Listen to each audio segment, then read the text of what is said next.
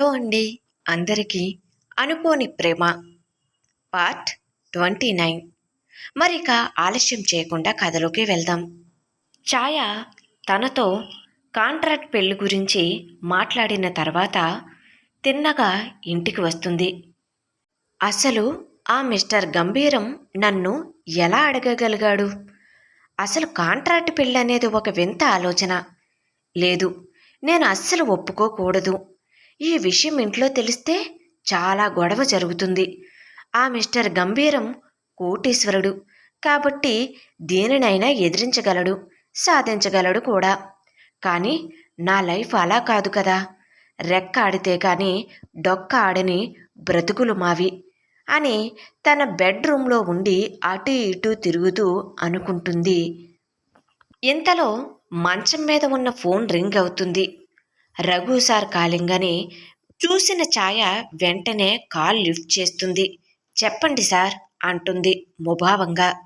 ఛాయ, నువ్వు సాయంత్రం జరిగిన విషయం గురించి ఆలోచిస్తున్నావని తెలుసు. కానీ నీకు ఒక నిజం కూడా తెలియాలి. అసలు మీ చెల్లి ట్రీట్మెంట్ తీసుకునే ఆ హాస్పిటల్ ఆషామాషి అనుకుంటున్నావా?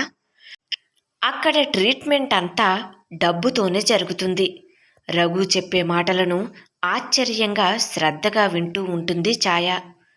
నువ్వు ఒక్క రూపాయి కూడా పే చెయ్యకుండా నీ చెల్లికి ట్రీట్మెంట్ ఎలా జరిగిందనుకుంటున్నావు? నువ్వు అనుకున్నట్లు ఆ ఎండి శరీరంలోకి ఏదో శక్తి దూరిందన్నావుగా.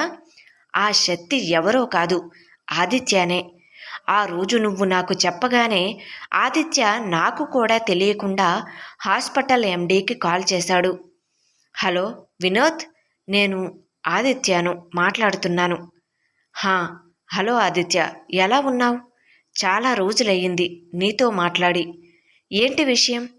అవును వినోద్, మనం కలిసి కూడా చాలా రోజులయ్యింది కాబట్టి ఏదో ఒక రోజు మీట్ అవుదాం అంటాడు. తప్పకుండా కలుద్దాం ఆదిత్య అంటాడు డాక్టర్. సరే, నాకు చిన్న హెల్ప్ చెయ్యాలి అంటాడు. ఏంటి అంటాడు డాక్టర్. అదే, మీ హాస్పిటల్లో ఛాయ అనే అమ్మాయి ఉందిగా, ఆమె చెల్లిని ట్రీట్మెంట్ ప్రారంభించావా? లేదాదిత్య, ఇంకా స్టార్ట్ చేయలేదు. వాళ్ళ ఫ్యామిలీ అమౌంట్ అరేంజ్మెంట్లో ఉన్నట్లు ఉన్నారు అంటాడు డాక్టర్. లేదు వినోద్, నువ్వు వెంటనే ట్రీట్మెంట్ స్టార్ట్ చెయ్యి. డబ్బు గురించి నువ్వేం ఆలోచించుకు, నేను చూసుకుంటాను అంటాడతడు. డాక్టర్ ఆశ్చర్యంగా, నిజంగానా ఆదిత్య? నువ్వు చాలా మంచి పని చేస్తున్నావు అంటాడు. ఆదిత్య గౌరవంగా, ఆమె మా ఆఫీసులో పనిచేస్తుంది. ఆమెకు సహాయం చెయ్యటం నా బాధ్యత అంటాడు. సరే అయితే ఉంటాను అని కాల్ కట్ చేస్తాడు ఆదిత్య. ఇది అసలు జరిగింది. వాడు హెల్ప్ చేయాలి అనుకుంటే చాలా సైలెంట్గా చేస్తాడు ఛాయ. హెల్ప్ పొందిన వారికి కూడా తెలియకుండా అని ఆదిత్య గురించి చెబుతాడు రఘు.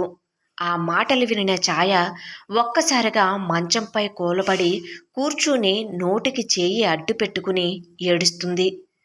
నేను నిజంగా ఇది నమ్మలేకపోతున్నాను సార్. ఆదిత్య సార్ నాకు హెల్ప్ చేశారు అంటే అంటుంది. అవును ఛాయ, నువ్వు ఆపదలో ఉన్నప్పుడు వాడు నీకు సహాయపడ్డాడు. ఇప్పుడు వాడు ఆపదలో ఉన్నప్పుడు నువ్వు కూడా హెల్ప్ చెయ్యాలి అంతే. ఇందులో అంతకు మించి ఏం లేదు అంటాడు రఘు. సార్, నాది ఒక చిన్న డౌట్ అంటుంది. చెప్పు ఛాయ, ఏంటి? అదే సార్, అసలు ఆదిత్య సార్ కాంట్రాక్ట్ పెళ్ళి ఎందుకు చేసుకోవాలనుకుంటున్నారు అంటుంది. అది ఒక పెద్ద కథ ఛాయ. ఆదిత్య చెల్లెలు వసు ఒక అబ్బాయిని ప్రేమించింది. ఈ అమ్మాయిని తమ కోడలుగా అంగీకరించాలంటే ఆదిత్యకు కూడా పెళ్ళయి ఉండాలని షరతు పెట్టారట. తన చెల్లిని బాధ పెట్టడం ఇష్టం లేకనే ఆదిత్య ఈ నిర్ణయం తీసుకున్నాడు. వసు పెళ్ళి అయ్యేంత వరకు మాత్రమే నువ్వు ఆదిత్యకి భార్యగా ఉండవలసి ఉంటుంది. తరువాత ఎవరి దారి వారిదే అంటాడు రఘు మరింత వివరంగా చెబుతూ.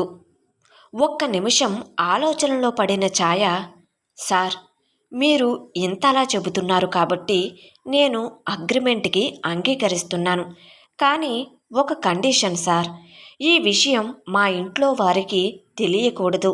అదేవిధంగా ఆదిత్య సార్ చెల్లెలు పెళ్ళి పూర్తయిన తర్వాత నన్ను ఇబ్బంది పెట్టకూడదు అంటుంది. ఓ తప్పకుండా ఛాయ, నేను చెబుతున్నానుగా, నీకు ఎటువంటి ఇబ్బంది ఉండదు, సరేనా అంటాడు రఘు. ఆ ఓకే సార్ అని బెదురుగా చెబుతుంది తన అంగీకారాన్ని. థ్యాంక్ యూ ఛాయ, ఇప్పుడు ఈ విషయాన్ని అర్జెంటుగా ముందు ఆదిత్యకి షేర్ చెయ్యాలి అని చెప్పి కాల్ కట్ చేస్తాడు రఘు. అనుకోని ప్రేమ కథ కొనసాగుతుంది. కథ నచ్చినట్లయితే తప్పకుండా లైక్ చేయండి. అదేవిధంగా సబ్స్క్రైబ్ చేసుకుని ఎంకరేజ్ చేయగలరు. Thank you.